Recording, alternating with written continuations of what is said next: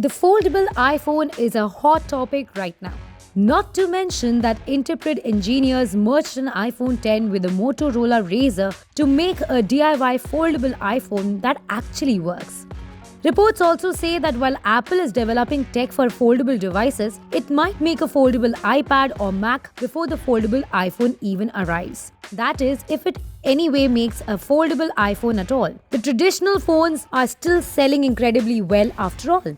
The internet is flooded with rumors that state that Apple has been working on a foldable device which is expected to be called as iPhone Flip, which will be the first ever flip smartphone from the company. Although a lot of speculations were made when iPhone 14 and iPhone 14 Pro were launched, there was nothing mentioned by the company's spokesperson about the future of the iPhone's design technology. Talking about the fold smartphone market, Samsung launched Galaxy Z Fold and Flip recently, which created waves. Both foldable devices gained a lot of popularity because of their unique design and quality.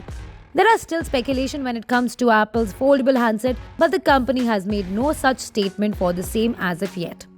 There are a lot of speculations about the launch of the iPhone Flip. It has been stated that whenever it gets launches, it might come in either 2023 or 2024. So we'll still have to wait for it.